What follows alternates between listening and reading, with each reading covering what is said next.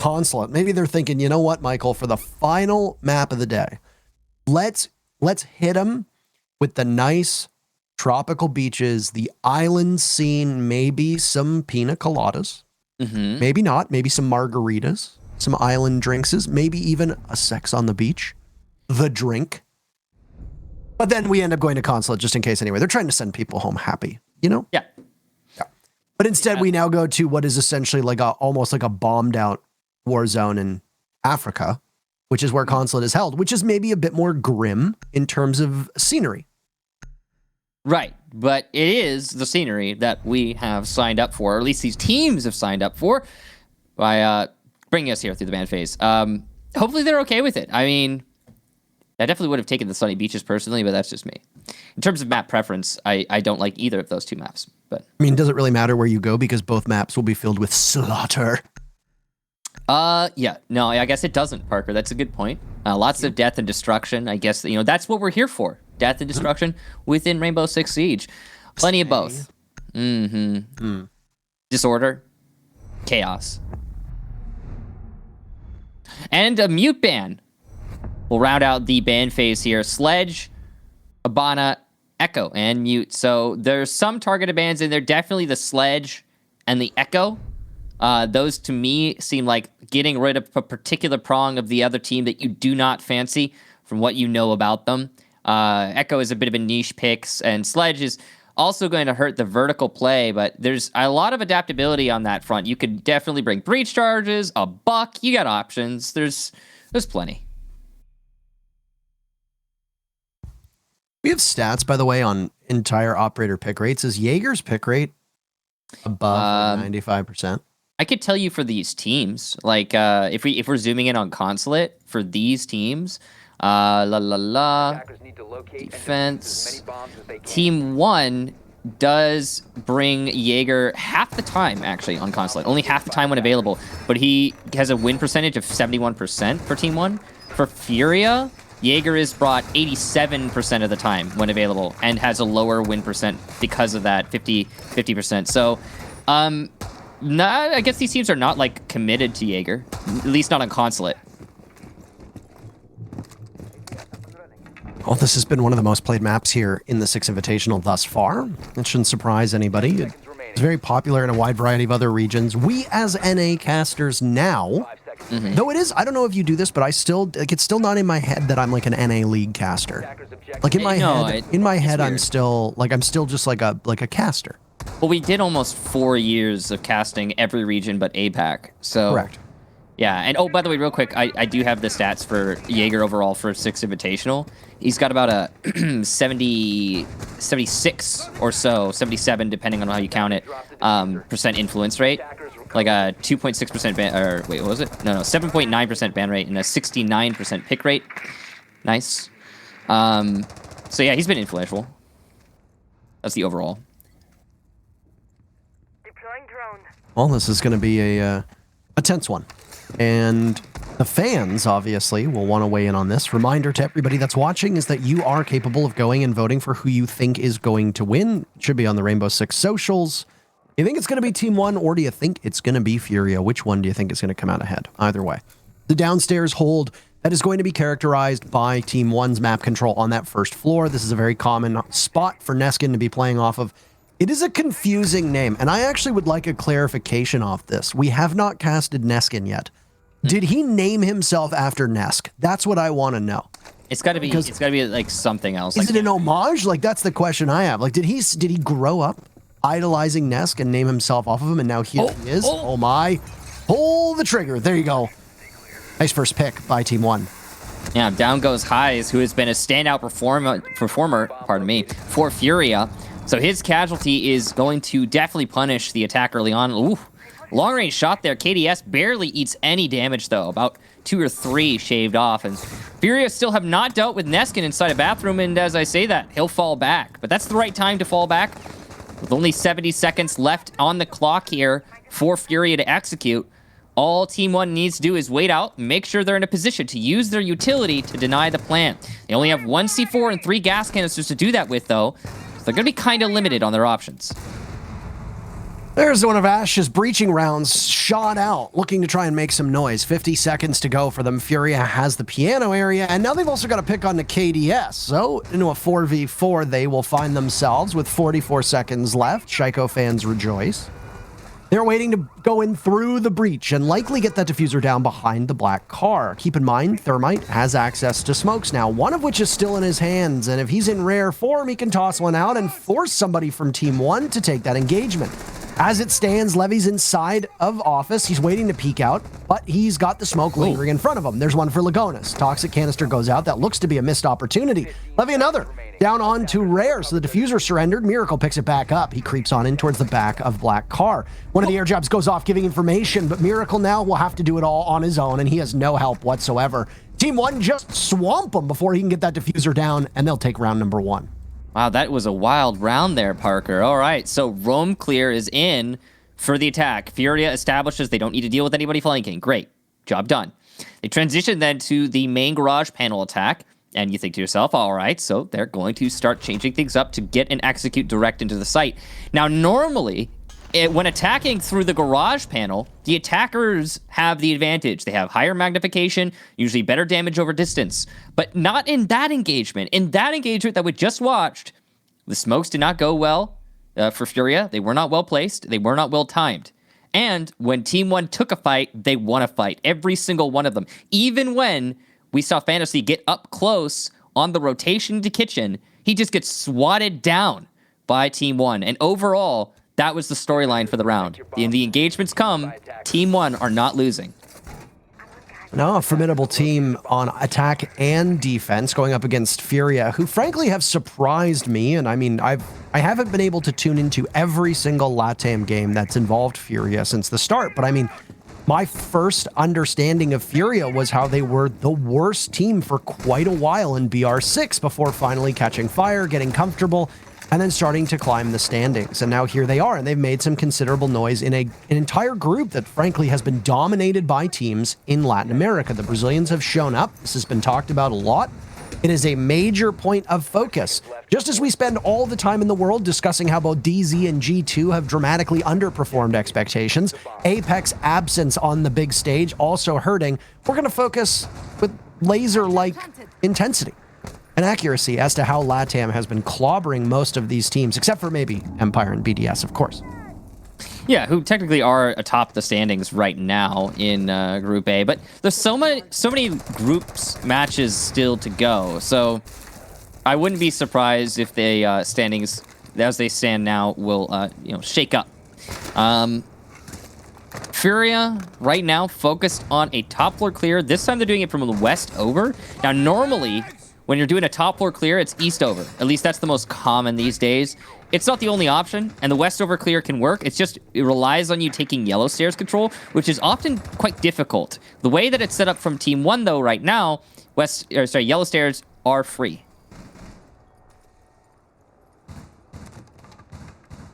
KDS still sitting up top, watching over lobby. This has been a site that when you and I have casted Consulate, we haven't seen an awful lot of this lobby defense. Teams have been favoring downstairs and Teller's Archives, and there hasn't been enough of a defensive hold that has permitted all three sites to be shown. And when we have seen it, a lot of teams opt to go upstairs still, which I think is a holdover of a previous meta.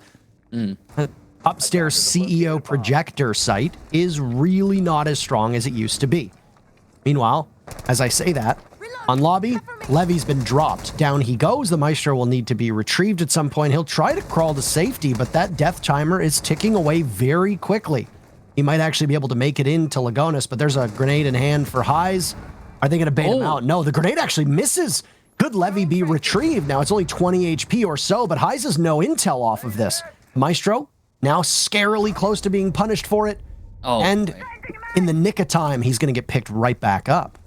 Now, most importantly, obviously, Levy's on low HP, but he can now use his Evil Eyes to do things like shoot drones. Not that one because it's too far out of his range, but to do things like shoot drones, gather information, etc. So that's a really important pickup. KDS is also going to get a kill upstairs on the roam clear. Alamal adds to that, meaning that now Furia back against the wall as Alamal gets his second kill onto Fantasy. Highs and Rare, the last two attackers, and they only have 35 seconds to make something happen. Just really remarkable play from everybody on Team One right now, leaving FURIA outside the building, frustrated and needing to find a way in. Now, you've got utility to spare, but your entrance, whether it be on a window, whether it be on a door, is going to be known. Look at that kill from Rare. He swings on in. A nice pre-fire, but he's silenced by the Nitro Cell from Neskin below, leaving Highs in a 1v3. Good news for him. KDS and Levy are just one shot away from death, and if he hits one, it could mean all the world, but no, he doesn't. It's silenced, and it's cleaned up by Team One, who now pick up their second round in a row. Great round there from Neskin and Alamau. The 2 kills that Alamau managed to get over by Yellow Stair side of the building, didn't actually see them, but they're really important kills as they slow down all the momentum that FURIA was attempting to build to execute into Piano. FURIA setting up all around Piano, and they even take top floor control above Piano just to deny the vertical presence, at least above, but they didn't clear out below. So there's that C4 from Neskin, and they weren't ready to deal with Alamau peeking them, and that's it. That's the story. Well done. Also, the fact that the Maestro was not punished, that's really unfortunate if you're FURIA. I don't know if they even realized they had downed him at first. I think it took him a while to figure out that Levy was on the floor, and at that point it was already too late. He had escaped, so there's definitely some hesitation there on FURIA's side. They need to correct that. One of the things that was discussed, by the way, in clutch moments, and it became a point of conversation when Nesk got that kill from below, if you remember correctly, onto Cloud9 with the grenade, the impact on Clubhouse. Oh, yeah, I remember. And he managed to get the kill with the impact, and then he went onto the diffuser. One of the things that a lot of pro teams will do is that even though points are off, they're not actually off. It's just the indicator on your screen is off. If you're holding tab to see the scoreboard, and you hit somebody with a frag grenade, you will go up by 50 points. Right. So it is not uncommon. In fact, teams do this in clutch moments when it's a 1v1 or a 1v2 or something along those lines, where if somebody's dead, they'll sit there holding tab and watch to see if when you throw a grenade or you use a certain piece of utility, it nets a kill or not. And that could have been done, by the way, or maybe it wasn't done by FURIA. They got the down, but there's everybody alive. Nobody's looking at it. Nobody's bothering to figure that out. And given the fact where those grenades went, they were nowhere close to where the Maestro of Levy was. Now, as I was saying all of that, I don't know where Miracle was, but... Coming out of spawn. Coming out of spawn, Neskin gets a spawn peek, and that's the very first kill in the round, and it comes in the first 15 seconds. Yeah, he died really early on. He did, you know, the little wall on the southwest spawn that protects you from when, the immediate spawn. He was going through one of the little breaks in the wall there, and he didn't make it through. That's actually the break that's to the right of Lenda right now. That's unfortunate for FURIA and Miracle as an individual. It also means you're not going to have your air jabs. One thing I want to highlight here, because we didn't talk about it enough during the ban phase, Valkyrie on Consulate. Oh boy, this is one of her best maps, and the Valkyrie cams are actually going to prompt FURIA to bring an IQ on Lenda. So forcing your opponent to adjust their lineup into an IQ, such a powerful pick just for that. And on top of that, you're getting information all the while from those Valkyrie cams. This is why you ban Valkyrie on, well, most maps, but especially Consulate. Not just forcing the IQ pick here, as now Neskin picks up kill number 2 for him on the round. He punishes Fantasy. The Ash will not be able to make any noise whatsoever trying to head in through Piano, but that area being patrolled so well by Team 1. Not even just the IQ pick being a necessity here, but also a sledge ban from Team 1. So you're going to force FURIA to have to run an IQ on almost every single round, but additionally, you're going to need some other level of soft destruction that might not be the most comfortable for your team. Down goes Lagonis, and Neskin follows as Lenda and Rare are the 2 players from FURIA to find the scoreboard. They're not quite close enough to this site. It is a Archives and Tellers defense. You can hear the T5 of Legion ripping away onto Highs, who loses all but a fraction of his HP. A cheeky angle from below of Levy as he looks up at the window from inside of servers, and FURIA have about 40 seconds to try and find their footing. Diffuser's in the hands of Rare, who's only on 50 HP. Keep in mind, there's still a Nitro Cell for Alimau, so if it comes close enough with how little HP Rare has, it could be his undoing. You talked about finding their footing, and Highs has to make sure his footing doesn't find a Legion trap, that's for sure. Dealing with that Banshee in the hallway is definitely going to be a problem. The exchange, though, favoring the defenders, given that the time is ticking down to 0, even though the man count is nice and even. Scratch that. Now, it's just Highs with 1 shot. He'll die. He has to make his way into storage. 2 seconds left. That diffuser needs to be picked up. Nice pre-fire, but it doesn't seem to matter as there is one defender still up. FURIA let another round slip out from their grasps, and that's 3 in a row for Team 1. We talk about this about Consulate when we look at the numbers on whether it's an attacker or defender-sided map, and the thing is that it's not really. There is no sizable advantage whether you start on attack or defense. A lot of it breaks down to the teams and the operators that are banned. And right now, I mean, the defenders have a good opportunity here. A sledge ban with Valkyrie not being banned means that it's going to be pain for you on attack. As such, Team 1 going up by those 3 rounds, perfect. And just like that, very quickly, FURIA takes a timeout to try and settle this team down. Unsurprising. But, I mean, at this point, you have to burn your timeout so early here. Now, since we're in a timeout, we could talk about the fact that we did actually receive information earlier. Apparently, Nesk has been using his nickname since 2010, before Nesk even became famous. So just a happenstance of a similar name, I suppose. I mean, it could just be a coincidence. But I mean, I've heard from people when we've been in Brazil, by the way, that Nesk and Zig are worshipped for the way that they play there, especially by younger Rainbow Six players, and that there are a lot of youngsters who've grown up over the 4.5 years, 5 years that Nesk has been playing at the absolute top level who look up to him and envy him. And it's possible. I mean, did you notice that there's somebody running around with the name Kix in the Rainbow Six scene? Yeah, there's KIXS. I think it's in a tier 3 team or something like that. I don't know. I don't think his name is inspired by me though. He just happens to have a similar name.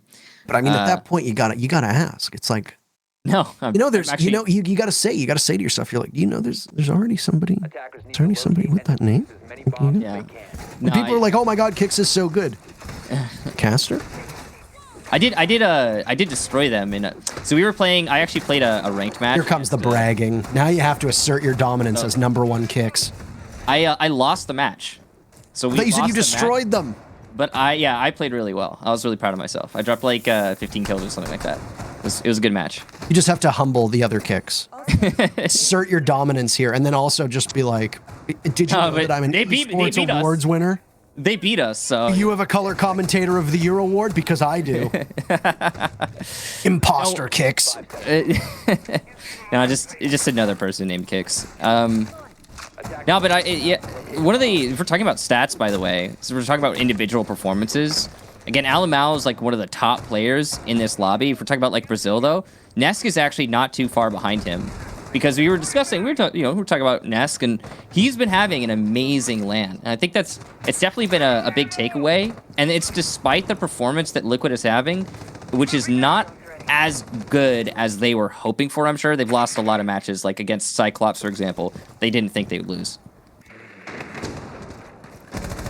I think there's a lot of teams that have come into this tourney thinking that they're not going to lose or that they're going to do better than they're doing, by the way. And well, I think there's been some major surprises so far, and I suspect that we're going to see some surprises with Group B as well, but they're not in action till tomorrow, and they didn't really have many games because they were obviously somewhat handicapped by the fact that they lost Virtus Pro and Wildcard, which severely shortened that schedule. It's what made yesterday such a quick day. Well, Anywho, indeed.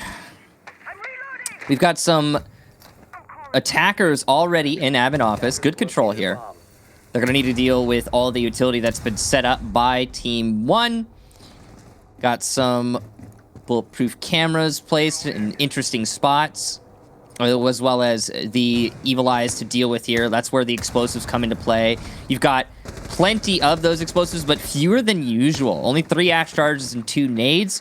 I mean, Parker, we've been seeing like 3 sets of nades sometimes, Ash and Zofia other times. Like it's a very different lineup here for FURIA. Oh, Ash has nades? I didn't know that.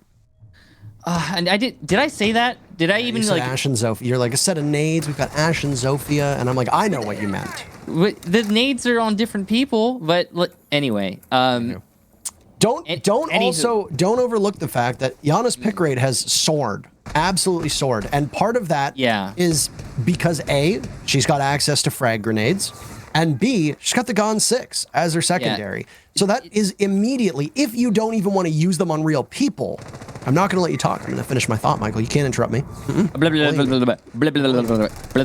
Anyway, all that said, speaking of Yana, there's Lenda to get the very first opening pick. It's on to KDS. Now, Furia is going to need to answer back. Team 1 are on their back foot. Miracle, not in the site, but below it, and that's the first logic bomb as the execute goes off. One was burned earlier in the round. Smokes to try and cut off a line of sight as Rare is behind the downturned table, getting the plant halfway, but look at all that damage being done. He has to get off it. Miracle rushing up yellow stairs, can't control the SMG-12 as much as he wants. He's in trouble. Levy now, though, trying him to stop him in his position. It's Neskin to finish off that kill. As Rare burns in, Levy punishes him for that, and now Levy's position is over by yellow. All these pings coming in, and yet despite that action, Furia never got the diffuser down. It's in Lenda's hands. He's going for it, but the marks from below. Alimau needs to pick which one he wants to do, and there he goes through the floor. A big clutch. The timeout for Furia doesn't work, and it's 4-0, Team 1. Okay. Now you may talk. I know that the SMG-12 is hard to use, Parker. It's hard for me. It's hard for you. It's hard for everyone. Don't speak on my behalf. I have no idea how good or not I am with the SMG-12. Parker, how would you rate yourself as an SMG-12 user? I'm as good with the SMG-12 as G2 has done this event. You might be as good as with the SMG-12 as Miracle is with it, as he costed that round hard. I don't really know how else to put it. If he had a different gun, maybe it would have been different, but you can only blame the gun so far at this level. If his flank works out better there, that's just a done deal for Furia. And they do need those rounds. Like, we're looking at a 4-0 right now. And your linchpin player on the flank, who's potentially going to crack this wide open for you, gets the entry, but then loses out on the second. That's Levy, who then goes on to get a really impactful kill on the cross. Information's still abundant in the site because you haven't cleared it out. Evil Eyes, bulletproofs, everything is still up, really. And the call for Alimau from below couldn't be easier for him to shoot through the floor there to stop the plant. I don't know. There's so many little holes in that attack for Furia. They're overextension, but really, when it comes down to it, the round would have been over on the fragging department had that flight just worked out slightly differently. Down below with the pistol, it's always a hard shot to hit, by the way, and I know that people might roll their eyes at this, but in the heat of the moment, not all those metal beams go the same direction. Oh yeah, that's true. Some floors they're laid horizontally, some they're laid vertical, or some they're laid horizontally, others are laid more vertically. In regards to your orientation, I mean up and to the side. Yeah, I was about to say, yeah. You know, vertical floors are not floors; they're walls. I don't know. If you know just like how the sun is a planet. In fact. So yeah, and just like by the way, how NFTs are totally useless. So just dropping some facts for everybody here. You were looking for an opportunity to drop that one. Huh? I'm just trying to make everybody mad at the same time. All I got to do is find some way to shoehorn in a joke about cyclists, and we've pretty much checked every box. So. Oh boy, but yeah, no, the bars are they are weird. They can be weird to deal with sometimes. And yeah, having an awareness of which way they're going on the particular floor or ceiling that you happen to be shooting at is important. I can't imagine the confusion, by the way, of the people who are like, well, some of what he said is correct, but the sun is not a planet. You'd be like, it's like, let's not do this again. At what point do you not realize that I'm just trying to antagonize you, and by saying very obviously false things to make you mad, I have succeeded by making you mad. That's all. Anyway, the point I was trying to make is that sometimes the bars go left to right, and sometimes they go like north and south instead of east and west. So you can be shooting through, and you might think, okay, well, they're oriented a certain way, and then you start shooting, and it's like, oh, they're not actually, and your bullets are hitting where you think there should be a gap between the floor. When you've got the pings, it obviously helps, but time and time again, we have seen so many players just botch a kill through the floors because they just forget which direction they go in. Yeah, it happens for sure. C4 out from Neskin, it will miss. High's going for the ADS clear. Neskin will retreat. He knows the nades are coming, and because Lenda heard the retreat there, he's not even going to bother with his nade. Now, Team 1. Unscathed. 58 seconds left. Not a lot of time for Furia to do anything with the vertical presence that they have established. They do have the buck, but he's not as efficient as a sledge would be in this situation. So Team 1 in a great position with 3 gas canisters left, still a C4 in play, full manpower up, and only a little bit of time left to wait before they win the time, or rather the round, thanks to the clock. I mean, the time, obviously, if you win the time, you win the round. I mean, it's pretty simple. That's if true. you win the time on the timer, you win the round, you win the match. It's just the way it goes. Easy math. You look at the clock and you say clock never stops. So it's, Anywho, everybody is still alive with 20 seconds left. You know what this means? It means it's going to get real messy real fast. And, well, FURIA is hoping to be the beneficiary of that. Oh, my, Highs. No, you don't want to do that one. It's Fantasy there to shut him down with Highs another, and it's Levy now trying to contend against it. They're not going to be able to do anything. Finally, FURIA gets around on the board. It comes with very little time left. Still, the advantage is in favor of Team One as Michael applauds them. 4-1 Team One. They did it. Yay. All right, so I like that execution. It's okay. It's not a good execution if you've got plenty of time. What we just saw there from FURIA is going to cost you if you're going for a methodical take. But the explosive entry, the no hex given, the just go, go, go, go, go mentality, if that execution was exactly what was needed with only a few seconds left at the clock. So props to FURIA. Pulling out the Hail Mary, and it worked. I love to see those. They're always fun. And that's despite the team kill that we saw from Highs, which, those are always funny. Yeah, so I would say, strategically speaking, Team One won that round. They just could not weather the storm when FURIA came in all guns blazing from the east side back end. And it shouldn't have worked. It's cool that it did work. Yeah, that's it. I like the buck change, by the way. I do enjoy it very much. They liked it so much, they're bringing it a second time now. Yeah. But this is what I talked about early on, and I was a bit curious to see if FURIA would adapt to that ban, right? Team One banned out the mute, so that's going to hinder. The idea is that's going to hinder FURIA when they go on to defense after this round. The sledge ban from Team One is designed to hinder FURIA right now. And I mean, it's hard to look at those first 4 rounds and think to yourself, okay, Sledge is the culprit for why FURIA was so unsuccessful. They were not particularly strong rounds by any stretch of the imagination. There was no objective play that went down. It was a great site rotation. Team One actually won every single bomb site for those first 4 rounds. They went garage, to lobby, to Teller's Archives, to the top floor of CEO and meeting. And they won all of them. And that is literally, we say that 3 sites is a perfect rotation. That is literally a perfect rotation. There are no other sites. And that is a perfect shot by Lenda, for the record. That is absolutely nasty on Taneskin. Long range, sees a couple tracers come through the wall and immediately punishes him. Wow. Early advantage gained for FURIA. And that was, a great reaction to those tracers for sure. Now Team One find themselves on the back foot, but they've been here before. They've won a lot of these rounds. Even if Team One loses this, though, right now, FURIA is in a bad spot. A 4-2 split would be much better than a 5-1, that's for sure. Quick maths. But at the same time, it's still going to be a hard recovery for FURIA going into the second half. Now, Team One's focus here on rebuffing the yellow stairs entry has meant that Miracle has been able to entry into the bottom floor. He'll be confronted with Levy and Alimau, but it's not going to be an easy contest, as there's definitely going to be a good crossfire downstairs for the defenders. Neskin has been keeping pace with Alimau in regards to the top performers for Team One at this moment. Fantasy now is going to look to try to end Alimau, but can't do it. So the Valkyrie just continues to walk away, and he has really enjoyed the fact that this operator has been available time and time again. He's played it twice now, lobby piano, and then is doing so yet again. And he'll sit and he'll police those cams that are positioned. The one that's on the vending machine will catch Highs when he peeks out from where he's playing on the doorway.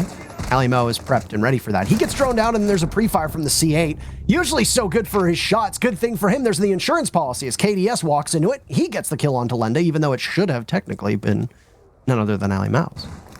Calm before the storm, potentially here. Certainly seems so, Parker, but Miracle is going to start rocking as he gets absolutely blasted by the shotgun from Lagonis. Highs in sight, is able to get one, and he's creeping up on another, but he's too slow to save his teammate. Highs will now need to get a 4K in a 1 versus 3. Diffuser picked up.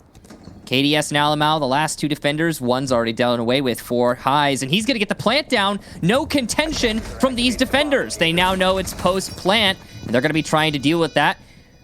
Want to group up and take the fight together if possible. Highs wants to isolate the 1v1s. Drop into yellow stairs. Both of these Team 1 players grouping up on the yellow doorway. C4 to get rid of the shield so they know they don't need to deal with it.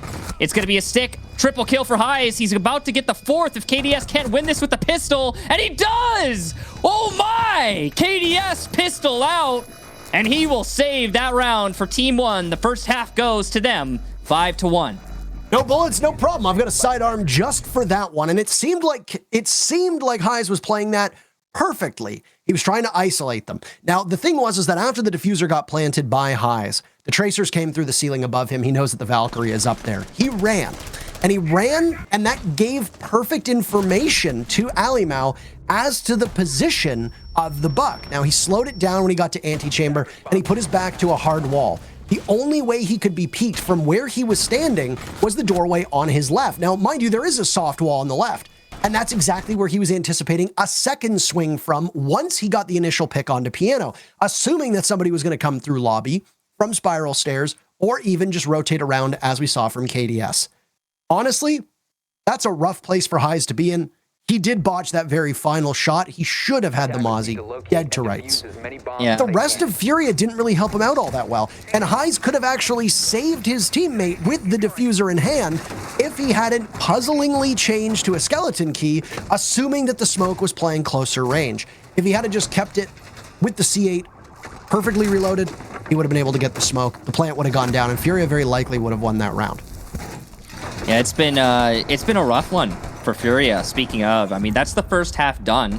All right, so we get to see what FURIA can do on defense. But as discussed earlier by Parker, and he's right about this, this map is not a particularly one-sided map. It's not going to be for the defenders especially, or for the attackers, or some such nonsense. It's about even at a 55% defensive win rate, and that's over 7 plays. It's one of the most played maps at this Invitational so far. It's actually the second most behind Clubhouse. So 55% is on the light end for the defense, and it is definitely not going to be a safe space for FURIA. They're going to have to work really hard to make a comeback happen here. Yeah, a 5-1 on any map. With where we stand in the meta and how no map is so overwhelmingly tilted in favor of one direction, a 5-1 is a very definitive scoreline. Besides Chalet. Yeah, I mean, we might be able to see it on Chalet. It's not outside the norm as well to see possibly Clubhouse go into a 5-1 if teams are really proficient on it as well. But, I mean, those are rare. Those are very rare circumstances, and we haven't really seen a lot of 5-1s so far this event. And most of them have been in an absolute slaughter. You know, if we're seeing a 5-1, there's no comeback potential. So, yeah, I mean, this 5-1 right now for Team 1, I mean, I don't want to get ahead of myself, but historically, this all but guarantees Team 1 the win at this point. FURIA probably knows this deep down, and it's got to sting. If they can pick up 1 or 2 rounds here, though, they'll be in good shape. The problem for FURIA also is that they don't have a timeout. They took it after the 3rd round, so they have no opportunity to stop the momentum. They cannot just sit back and regroup. This is good for them, though. They've got the first 2 opening picks here in their very first defense as none other than the Maestro of Highs just mows down Neskin. Yeah, so too early on, but the Valkyrie cam will call out for Rare. This is another reason why you ban Valkyrie. C4 to open up the angle, and there's a freebie if I've ever seen one. Levy goes down, and FURIA find themselves up 3 players early on in this first defensive round. Alimau and Lagonis now have to fight against the storm that is FURIA, and it's not going to be an easy battle. And they can make something happen here. I mean, it's not inconceivable. One of the biggest problems is, again, that Valkyrie unbanned, there's no IQ in play. I mean, you're going to get spotted out and you're not even going to know what's happening. That's one of those laser gates, which we have to pay tribute to the way that Ace says it. Laser gates. I can't even say it. I can't even say it anywhere near as well as he says it. That accent is just really a piece of, just a beautiful, beautiful thing. Yeah, so, like, I was gonna say a piece of heaven, but oh my, Lagonis, okay, this is now much more winnable. But you're gonna run headfirst into the Maestro. You made too much noise, clamoring for a kill, and now Alimo's dropped by Miracle too. So it looked like it was close. It looked like they were starting to put something together, and then Team 1 just got a bit too hasty. And part of that also just happens to come down to the time. They didn't have a ton of time to work with. They ran into their death, and they got punished for it. And what has been a very overwhelmingly lopsided game for Team 1, FURIA does show some signs of life, but there is a lot more that they need to do to prove that they're in this game. I mean, yeah, they showed some great signs of life in that last round, but it's just one round. The question is, can they repeat that now over and over and over again on the defense? One thing that's curious here, take a look. No Valkyrie? No problem, says Furia. As they also 6-pick off of their Maestro into a Doc. That is puzzling to me. So they have just sacrificed the vast majority of their information on the defense for a Doc and an Oryx. I don't know about that one. Let's see if it works out. I don't know about that one. Yeah. Seems to be the story of a lot of teams here at SI, but I think that is not, it is very easy to interpret that as us being rude to those teams. But in all reality, it doesn't come from that position. It comes from a position where I don't think we need to say it more than we already have. It's been 14 months without an international competition. We have no clue what new rosters, new meta, and new maps are going to play out like. So a lot has changed, and I think for a lot of these teams, there are teams coming in, and don't kid yourself, all 18 teams that are competing think that they can win. If you are coming into SI with the mindset, we're not going to win, then you might as well have not even shown up in the first place. All of these teams are coming in like that so far. Sorry? What? I didn't say anything. I don't know what you're talking about, Parker. You're just hearing ghosts. What's very rude to those teams, Michael? What teams? I don't know what you're saying. Anywho. There are teams that are coming in that are going to take this as a learning opportunity, win or lose, and whether they expect to win or not, this is great experience. And it's obviously, you know, when LATAM was a new region, this really helped them. With APAC was a new region, which to a certain extent they still are, because there haven't actually been that many international events since APAC's deployment, because we had a year and a half almost, or just over a year, where nothing has happened. So they're still learning and they're still getting the hang of it. And of course, these are new teams. As for FURIA and Team One, these are new rosters on the international scene, and they're both competing to show that they made it here for good reason. As for Team One, they have FURIA right where they want them. And in this round, after Team One dropped their very first attack, they start off strong by taking care of Miracle and putting FURIA at a disadvantage early.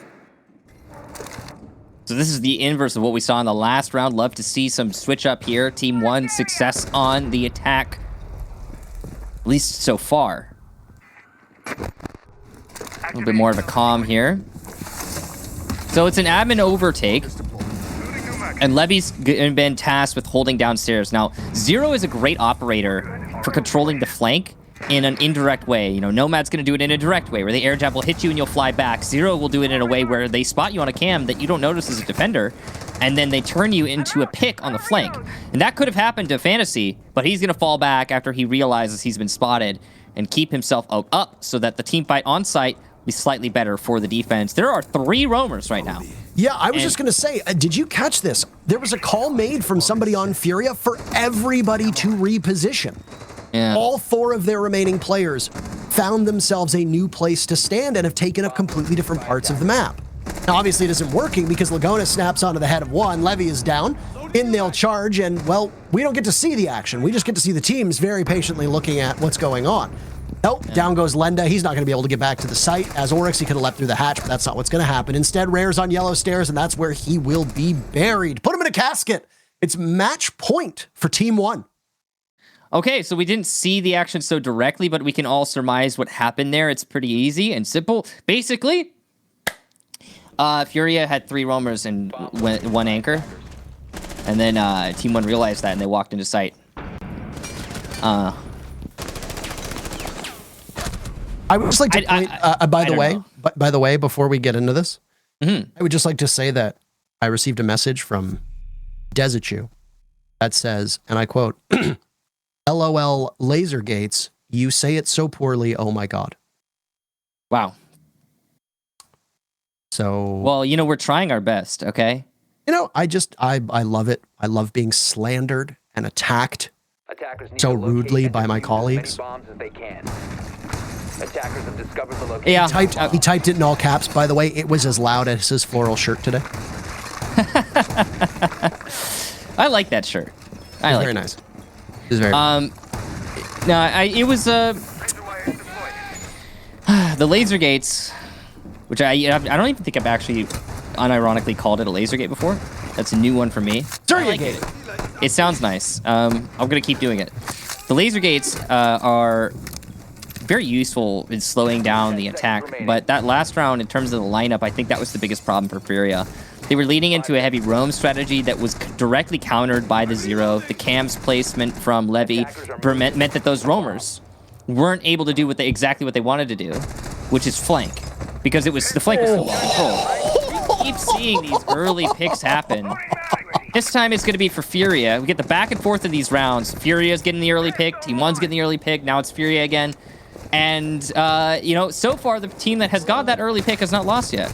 Michael, there's two letters that come to mind when you see something like that, by the way. There's two letters that just... Are those letters? GN, is that... Are you happy now, Parker? Because good night is 9 letters, I mean, you read the abbreviation as... You know what? It doesn't matter. Constant reminder of the strength of the American education system. Uh-huh. Good night. Good night's 2 letters. Big yellow one's the sun. Do you actually say, like, GN out loud? No, I don't say gamer terminology in real life. I didn't think so. So why are you giving me heck for it? Like, you're at a grocery store and you go to get something scanned, and they're like, oh, this one's 50 cents off, and you just look at the clerk and you're just like, poggers!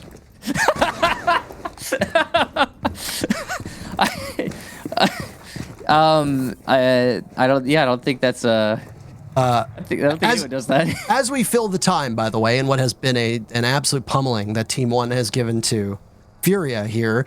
FURIA were entirely roaming, and now they are being recalled back to their home planet, aka the basement. They have been called home.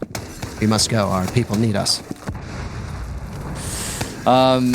And going back to basement with the man advantage is definitely going to be the right call as we hit the last 70 seconds.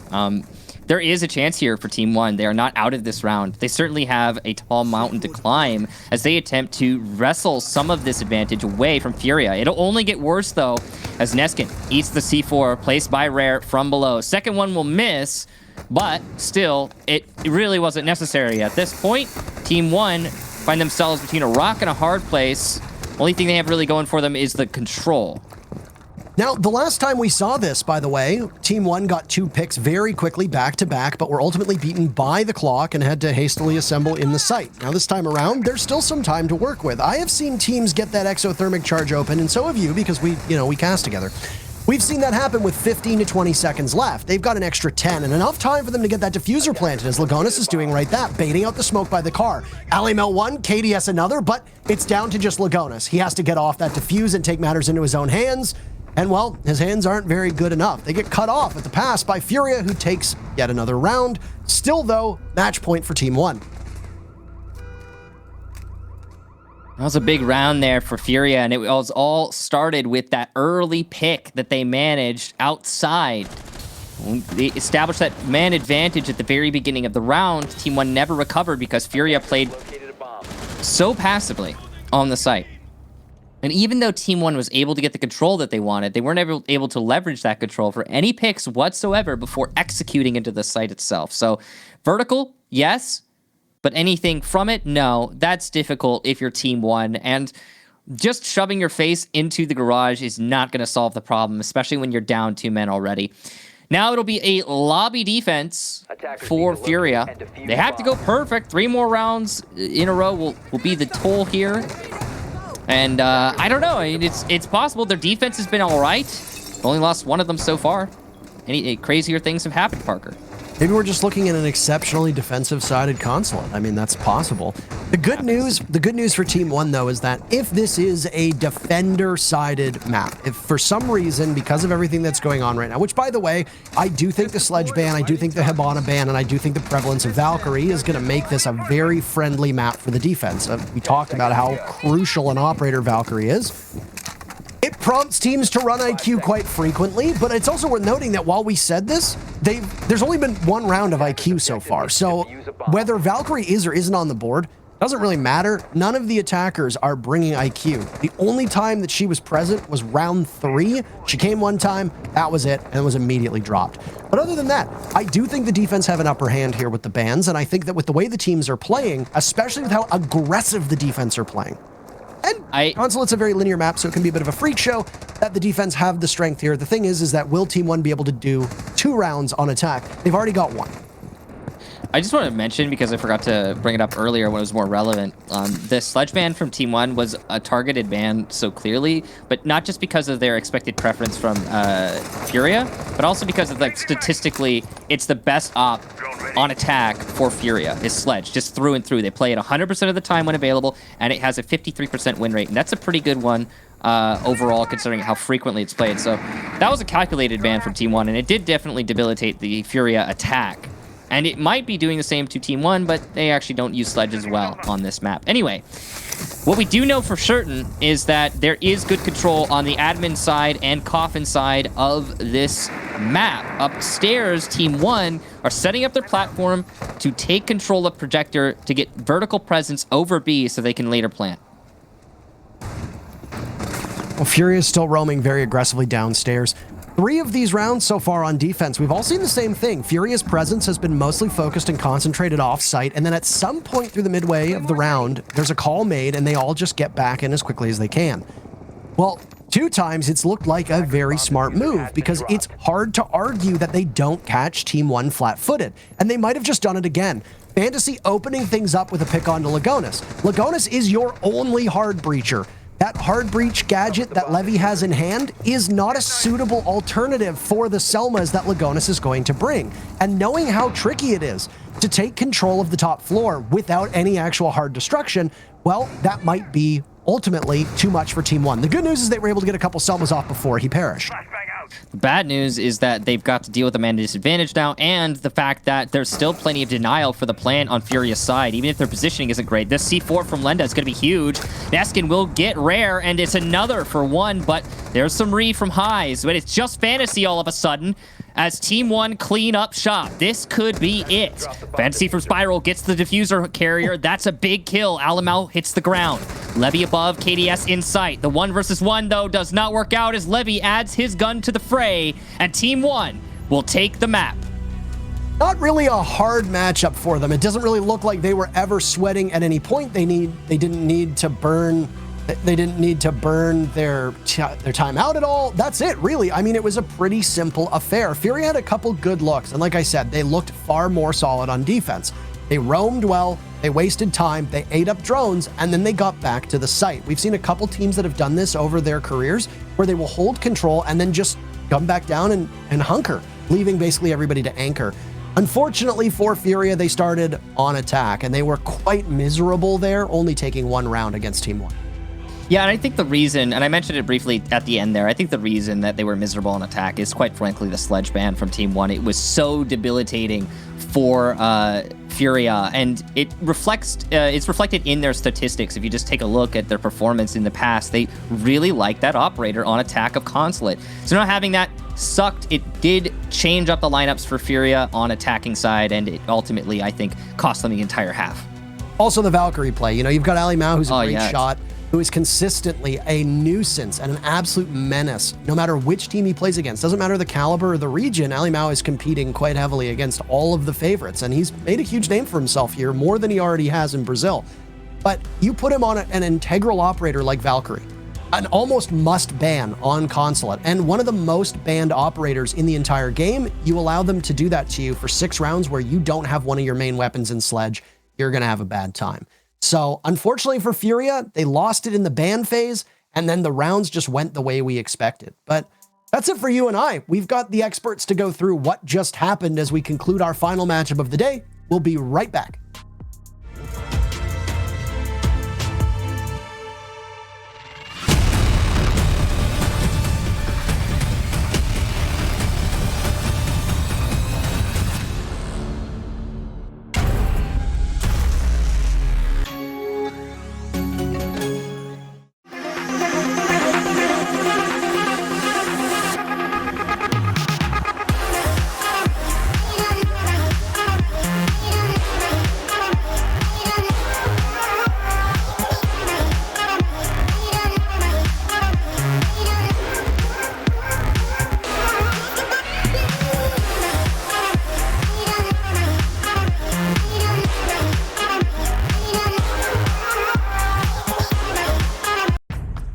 What does it take to create a secure community?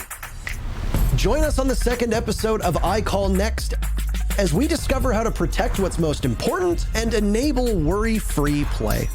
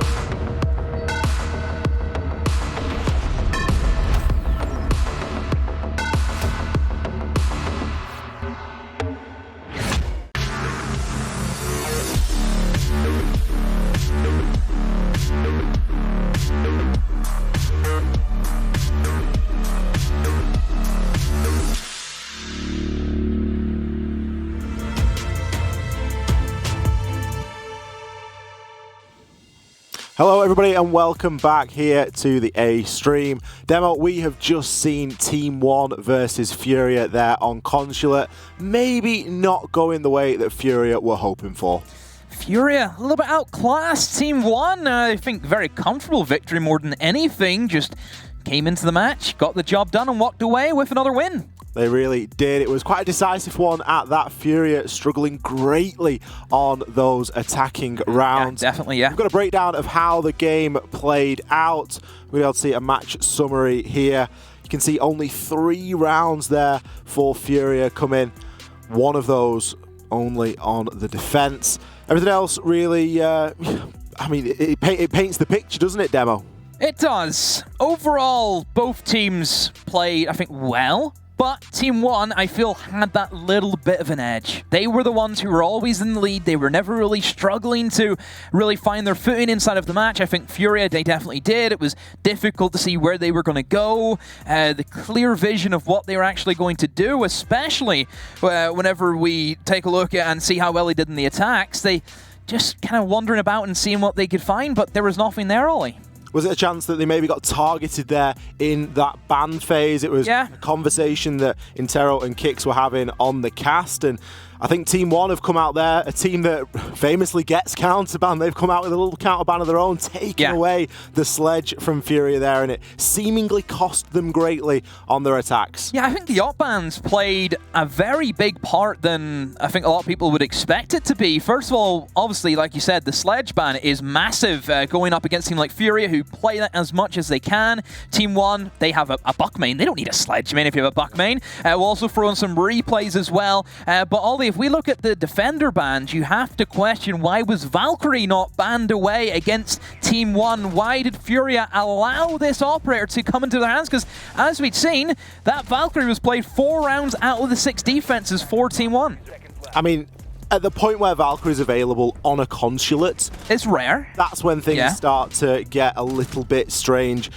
You know, go back and just try and find the last competitive game that Valkyrie was available on Consulate. It's going to be a difficult task. I don't think I'll find it.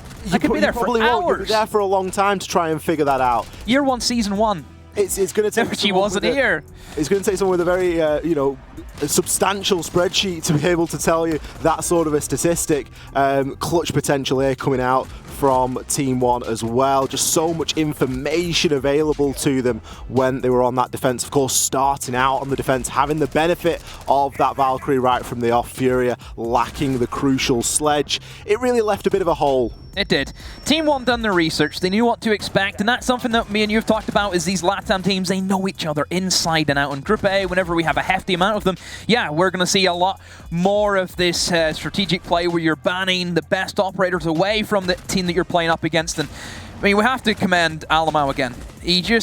Every single day, he hits the headlines, isn't he, Ollie? He'll be turn up tomorrow, he'll be seeing the Rainbow Six invite paper on the back and say Alamau strikes again.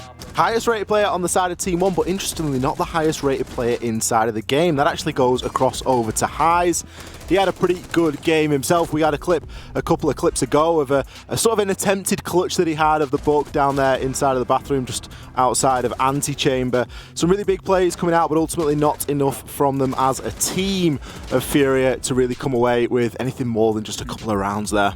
Yeah, well, for FURIA, it's not all doom and gloom. Come on, they still played pretty well so far throughout the competition. They're not the ones who I think should be worried about being eliminated at the end of the day. That's more the case for the G2 Cyclops. FURIA have been able to dodge the bullet. That win against G2 now, it shows how massive that was for FURIA.